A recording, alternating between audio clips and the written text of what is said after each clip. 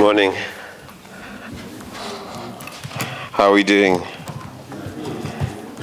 It's always nice to have the floor. Thank you. Okay. Thank you, Chair. A bit concerned, excited about being referred to as a doctor, but I don't know if you remember what happened to Paulo Jordan. Those of you who remember, so whoever says I'm a doctor, it wasn't me. If you remember him, he just said I got used to it, so I left it like that. Good morning. It's always good to see all of you. Are there any familiar faces? Does anyone know me? Has anyone ever seen me before? Susan knows me. Anyone else? Because I'm nervous, so I need help. Okay. Thanks. So my name is Thabo Magomola. I work for the Department of Environment, Forestry and Fisheries. I head up the Policy Monitoring and Evaluation Unit. And for my sins, I also run a support program, an incentive program called the Recycling Enterprise Support Program. I don't know if any of you have heard of that one, but we provide grant funding for startup SMEs in the waste economy. And what I've been tasked to do, because I'm also the project manager for this specific project, which is the review and update of the National Waste Management Strategy, is just to provide you an update in terms of how we went about our process. And because of the theme for this particular Breakaway Circular Economy, I will also attempt to show you how we have adopted the circular economy in terms of the reviewed strategic goals within the strategy. So being a policy man, before I ever begin with anything, and my colleagues will attest to this, I think it's always important for us to go back to our Constitution and what the Bill of Rights says with regards to our environment. And it says here that everyone has the right to an environment that is not harmful to their health or well-being, to have the environment protected for the benefit of present and future generations through reasonable legislative and other measures that prevent pollution and ecological degradation, promote conservation, and secure ecologically sustainable development and the use of natural resources while promoting justifiable economic and social development. I nailed that.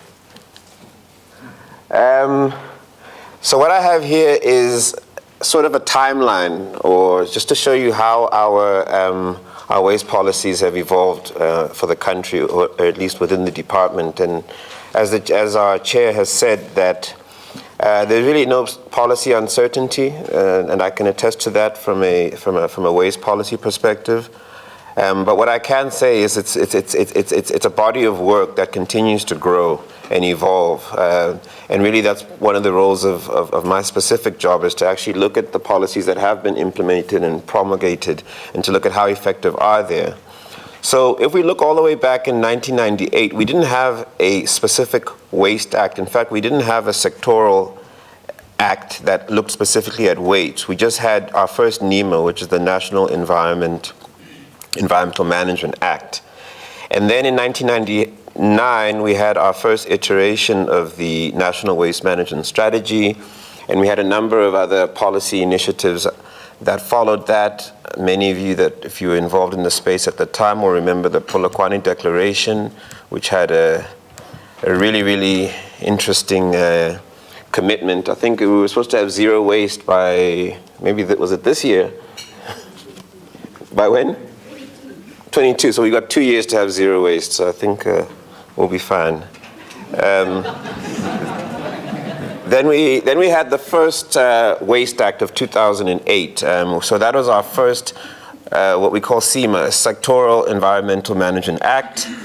Then we had the Waste Tire Regulations in 2009, which was really a beginning, or the beginning of what we often describe as extended producer responsibility, just looking at specific waste streams and then moving to a place where we start to engage industries or the producers of specific products that become waste and look at how what commitments they would make, whether voluntary or governed by regulation, to address that waste stream. So those are the waste tire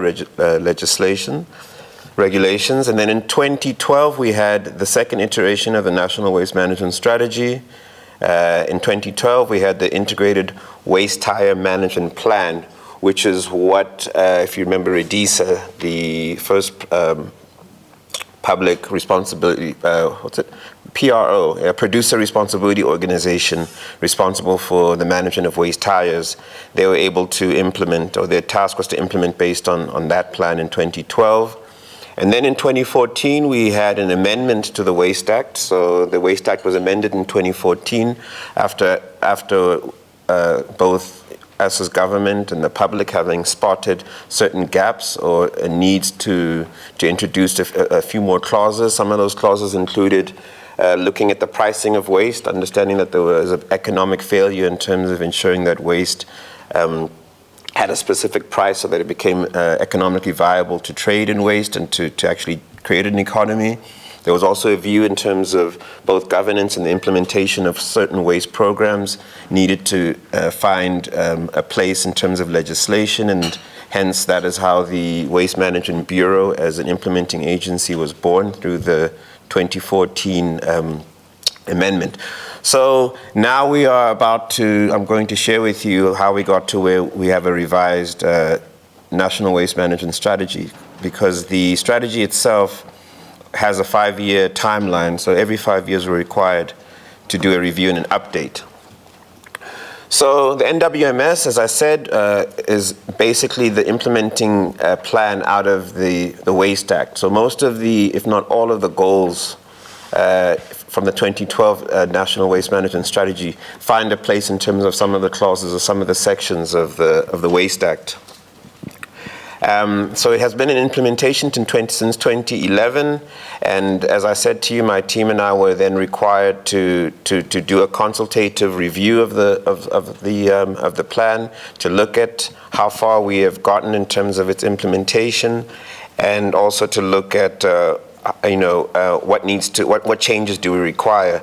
So I don't know how many of you remember the goals of those of you that work intimately in the waste sector or abide by its legislation, what those goals were. So I'm not going to put it up in a slide, but I will just quickly read out those goals for you.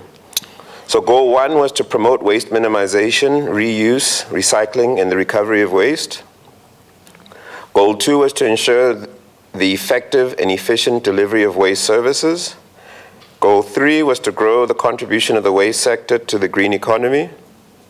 Goal 4 was to ensure that people are aware of the impact of waste on their health, well-being, and the environment. Goal 6 was to achieve integrated waste management planning.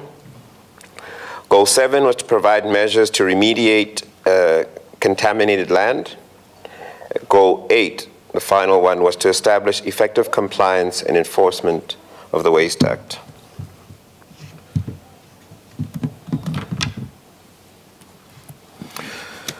So what I've put up here is just for you to have a look at in terms of what approach we adopted in terms of going through this whole review process. So we obviously had to look at the progress challenges in terms of our ability to achieve the targets or the goals that I've just described. And we also looked at the efficacy of those goals and targets and the associated activities and the status of instruments. And then we performed a situational analysis, looking at new and alternative approaches to the waste strategy, some of those barriers and enablers. And as a deliverable, we had a status quo assessment that was produced. We went on in terms of when we started to move towards recommendations to look at the lessons from the attempt to implement the 2011 NWMS and identify new focus areas and interventions. And then the final phase would be the revised and updated National Waste Management Strategy, which had an updated strategic approach, revised goals, objectives, and activities, and an implementation plan. Just in terms of the methodology, we obviously had to have a terms of reference or an inception report in terms of how we would conduct this body of work. We developed a discussion document, and we had a host of stakeholder engagement workshops so that we could solicit input from various stakeholders in terms of what you all thought were the gaps in terms of implementing the 2011 NWMS. So those were those regional workshops. We had within our team some research specialists that started to look at best practice and global approaches, which is how I suppose the circular economy and other approaches became a consideration. And then we had a draft 2018 NWMS discussion document.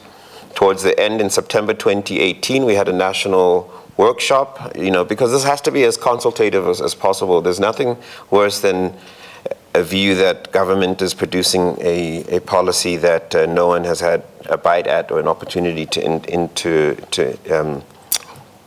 interrogate. And where we are now is that we've just received PSC. Sometimes we have so many acronyms in government, I don't even remember what PSC stands for, but what I can say is that we are about to issue the draft National Waste Management Strategy for public comment, but it has to go through Cabinet first. So we're not done in terms of the consultation process, and I suppose we can consider today further consultation. This is just a review of some of the cross-cutting challenges that were identified through the research and the consultative process with regards to the previous NIMS, which is the framing and alignment of the goals, targets, and actions was problematic. Waste minimizations needs a target to particular waste streams. So instead of just being holistic, it needs to speak to specific waste streams. There's a view in terms of the need to use a top and bottom approach in terms of the waste management hierarchy. They need greater attention. The top being waste prevention, and we'll speak a little bit more to waste prevention as we go through these slides. And at the bottom part of the hierarchy, which is energy recovery right before disposal.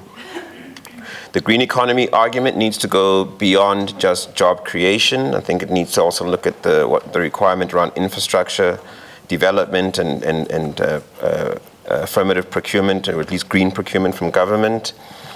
And then there was a recognition for us to have closer alignment and adherence to the work that we're doing with the Department of Science and Technology, and I know my colleague is here and she'll attest to that. They're responsible for the development of the waste RDI roadmap. And then budget for the implementation of the strategy and the approach to mobilizing finances.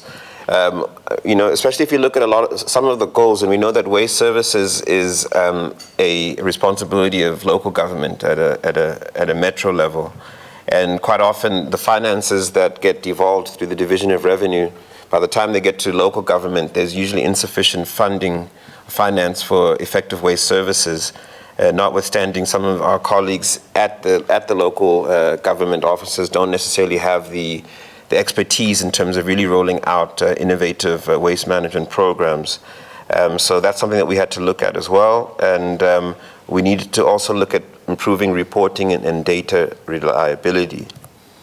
So when we started to look at what were the priorities for the revised NIMS is to look at waste prevention and waste resource management as waste minimization strategies to implement the circular economy. To also focus on industrial symbiosis and extended producer responsibility, a real earnest focus on implementing separation at source at households, and both awareness and enforcement to be implemented to build a culture of compliance in the country, and of course innovation. Now just moving to our position on circular economy, it's not something that was started last year. I think it's been going on for some years. And you remember our late Minister Edma Molewa at the World Economic Forum already had spoken about the circular economy. And she said that our approach to circular economy is to decouple material and resource efficiency from economic growth while dealing with wasteful patterns of production and consumptions. We are currently reviewing for the third time the National Waste Management Strategy. It will take into consideration our commitments to waste minimization, the further development of the circular economy, and consider the capacity or resource implications for the implementation of the waste management functions, and may her soul rest in peace. So after which we've had a number of circular economy dialogues or MBIZOs. We've also formed the African Circular Economy Alliance, which has support from the UN Environment Programme. And I don't know how many of you attended the recent IFAT conference, but we hosted a circular economy dialogue. And I just wanted to share with you, we had a number of speakers that spoke from different aspects of implementing circular economy and looking at its relevance in a South African or a Southern African or an African context. And these are some of the commitments that were made or agreed upon by those that were present on the day. From a government perspective, that green procurement to be considered, exclusion regulations, which are being finalized, so we need to close that loop. A revisit of the waste tire value chain, because in many aspects, in terms of growing that specific ecosystem, it's not working. Plastic policies to be looked at, in which we are doing. Separation of source to be promoted. Incentives to be considered in encouraging good behavior. The integration of waste pickers to be strongly looked at. A need for policy integration within and across government, EPR to be implemented, circular economy to be included in policy and legislation. From a private sector perspective, to consider infrastructure funding, investment into circular economy projects, technology diffusion for solutions, create a demand for green goods, take bolder initiatives and decisions, and implement industrial symbiosis projects. And then what us as consumers and the general public were tasked with, or the commitments that were made on the day, was to consider sustainable lifestyle choices, impress on green product choices, participate in education and awareness campaigns, be informed and stay informed about their buying choices or our buying choices, implement waste separation and recycling, demand for green product choices. So not just impress upon it, but make demands for them from retailers. Inclusion of circular economy and waste recycling in the school curriculum, and a need for speedy implementation of the circular economy. So I don't think, I would be remiss if we didn't go back to the waste hierarchy. In as much as we're speaking about circular economy, the waste hierarchy is really our baseline.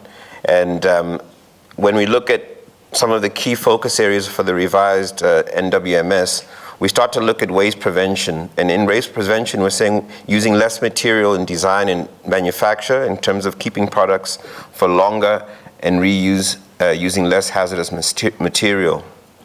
And then in terms of preparation for reuse, in terms of checking, cleaning, repairing and refurbishing items and spare parts. And this is quite important because sometimes when we think about the waste economy, and we often think about either the prevention and minimization of waste, or we immediately move to recycling. But I mean, there's a lot of value in terms of refurbishing and trying to keep these products longer in the value chain. And even in terms of the fund that I was speaking of, in terms of supporting startup and entrepreneurs, we're starting to really have a focus on those projects that are looking at refurbishment. And then, of course, recycling, which is turning waste into a new substance or product, including composting, if it meets quality protocols.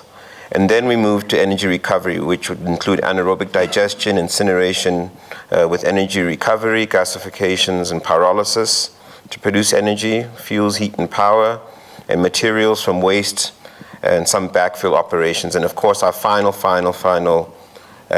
option would be disposal at landfill. So our priorities for the new National Waste Management Strategy is, of course, the diversion of waste from landfill. So we'd like to see the implementation of the industry waste management plans for paper packaging, lighting and electronic waste, and the tire one is also being reviewed. We would like to see a further focus in terms of looking at organic waste, including food waste and animal waste as well. A focus on projects that focus on the conversion of construction and demolition waste into recycled aggregate to be used in building. And then prevention of pollution. So looking at fly ash, creating energy waste fly ash as a potential feedstock for waste beneficiation, and also looking at problematic and hazardous domestic waste, example diapers or absorbent hygiene products, which we know, especially in rural areas, are presenting a massive problem, both in terms of it being hazardous to the eye, but in terms of what it's doing to our rivers and just the environment as a whole. So there are interventions that we would be promoting to look at that. And of course, single-use plastics, and I'm sure we know the impact that it's having on marine pollution. So in terms of our approach to these new goals, each goal represents an implementation theme. The strategic objectives provide time frame steps for progressing towards the goals over the next 5 years. And the goals and strategies objectively are loosely based on the 2011 goals and targets. So we didn't start from scratch. We just looked at those 8 targets and we reframed them. We tried to make them more coherent and simpler to both understand and implement. And of course, each objective needs to have its own supporting actions. So these are the revised goals. So the first one, there's only 3. The first one is waste minimization. That is to prevent waste, and where waste cannot be prevented, divert 30% of waste from landfill within 5 years, 60% within 10 years, and at least 80% of waste within 15 years through reuse, recycling, and recovery, and alternative waste treatment. And then the second one is effective and sustainable waste services, whereby all South Africans will live in clean communities with waste services that are well managed and financially sustainable. And the third one is waste awareness and compliance, mainstreaming of waste awareness and a culture of compliance with zero tolerance for pollution, litter, and illegal dumping. So just looking at the waste minimization strategy, which goal I've just mentioned, the underlying strategic objectives underneath that first goal are split into waste prevention and waste as a resource.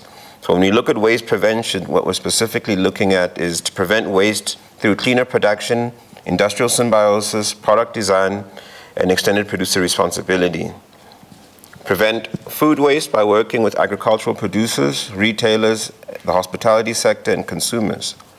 In terms of waste as a resource, we'd be looking at diverting organic waste from landfill through composting and the recovery of energy, divert construction and demolition waste from landfill through beneficiation, increase recycling and recovery rates, increase technical capacity and innovation for the beneficiation of waste.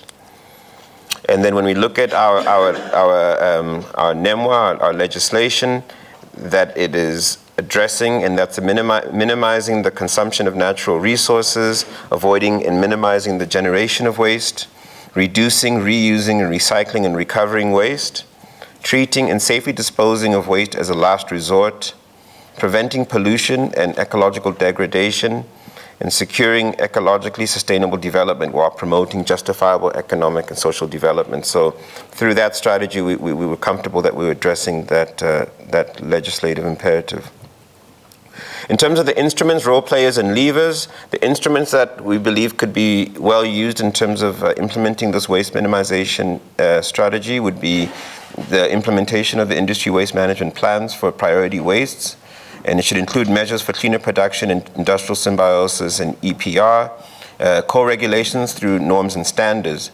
The identified role players and levers would be private sector, industry associations, especially for these industry waste management plans, intergovernmental cooperation to create an enabling environment and minimize the regulatory barriers.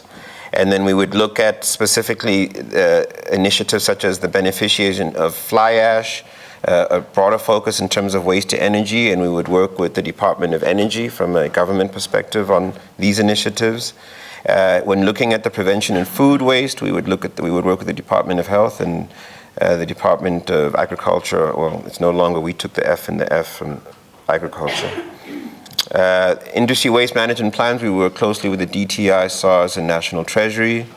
Our Waste Bureau, which is our implementing agent, would be expected to provide monitoring support and capacity building for these industry waste management plans and integrated waste management plans, which are the responsibility of the provinces for EPR and recycling.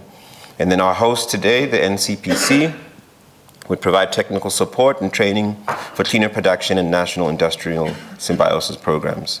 And our partners at the DST would continue to implement the Waste RDI roadmap, and we'd also work with the Technology Innovation Agency, looking at research capacity building and and innovation. Some of the specific waste prevention interventions, again, we would look at the industry waste management plans as tools, and then we would focus on the waste streams that I mentioned, the paper packaging, lighting, electronic waste and tires, and we would also look at agriculture. We'd continue to work with the NCPC in terms of these specific interventions. We would start looking at implementing or developing industry norms and standards to restrict the production of single-use plastics and replace with biodegradable alternatives. I'm sure what I'm pleased is you might have noticed that we're seeing a lot of it in industry. So I think retailers and producers are really starting to adopt this idea of minimizing single-use plastics. Reduce food waste, and post and prior to retail, we know that a lot of food waste happens up the value chain in the agricultural and the distribution processes, but we would continue to look at that. And what we're also doing is we're adopting some of the 20 initiatives that came out of the Chemicals and Waste Pakisa. And one of them was a consumer awareness campaign looking at what we called ugly fruit, which is the fruit that never makes it to Woolies, which is it's edible, but maybe it's not aesthetically pleasing, but it has a home and it is nutritious. So we would have consumer awareness campaigns around that. And we would look at guidelines and norms and standards for the redistribution of surplus foods and alternative waste treatment. We would need to also tighten regulations around the importation of goods with toxic content, and we would adopt a national waste awareness campaign, which in effect is this Good Green Deeds campaign to improve consumer awareness. Waste as a resource. These interventions, again, we would solicit public sector a procurement policy from the public sector to support recycling. It's one thing to promote recycling, but as government, we need to start buying recycled goods. Regionally integrated planning of recycling infrastructure to support public partnerships. The implementation of EPR and industry standards for primary producers to improve recycling rates. And then a review of the regulatory framework enabling the environment. So we would need to look at mining and energy waste to promote innovative reuse, a focus on alternative waste treatment for sewage sludge, reuse and the recovery of electronic waste, a focus on organic waste, biogas and composting, and again, construction and demolition waste. And there's reference here made to the Waste RDI roadmap. What we would like to see as outcomes of implementing this broad waste minimization strategy is the reduction in the rate of landfill airspace being consumed, cost savings to local government, job creation in the secondary resources economy through waste beneficiation, decreased toxicity of waste streams and reduced risks to the environment and human health, improved efficiency and competitiveness in production and the manufacturing industries, and reduced extraction of virgin materials and GHG emissions. The second goal, and just as a reminder, is that all South Africans would live in clean communities with waste services that are well managed and financially sustainable. So the strategic objectives here have been split into two. The first is waste collection, and the subpoints related to waste prevention is the implementation of the DEFF separation of source policy to promote reuse, recycling, and recovery of waste, safe and environmentally sustainable disposal of hazardous household wastes. And then the second strategic objective is integrated waste management planning. The provinces would need to provide effective regional guidance and oversight in the development and implementation of metro district and local municipality integrated waste management plans within the context of the overarching provincial integrated waste management plans. We'd also like to see local authorities, including provisions for recycling drop-off centers, buyback, and storage centers by 2020. And in terms of how this is reflected in NIMWA, it's basically looking at the promotion, ensuring the effective delivery of waste services, and achieving integrated waste management reporting and planning. Again, now looking at the role players and instruments and levers for effective services, it's the integrated waste management plans and looking at the fiscal transfers and instruments, the conditional grant, landfill tax, etc. The role players here would be local government, especially when it comes to separation at source, We would also look to private sector investment in recycling infrastructure and services. We would really look at integrating waste pickers because we know the importance that they serve in terms of collection and the separation, maybe not at households, but the actual waste separation in itself. Provincial support, monitoring and reporting on the integrated waste management plans that are the responsibility of the local government. And then the expectation for the Waste Bureau would be to continue with the government responsibilities and capacity building for the industry waste management plans, the integrated waste management plans, and EPR as a whole. And we would also continue to look at the DST and CSIR.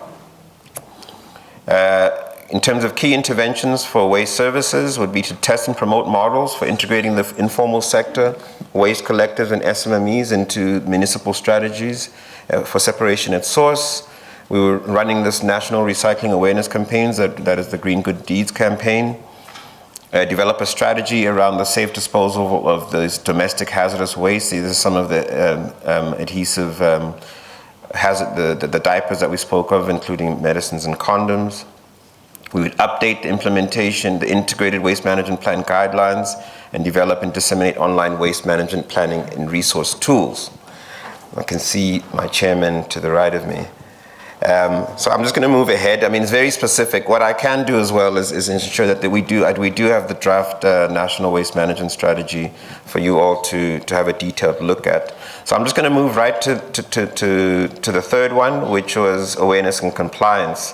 That South Africans are aware and the culture of compliance with waste management norms and standards exists, resulting in a zero tolerance of pollution, litter, and illegal dumping.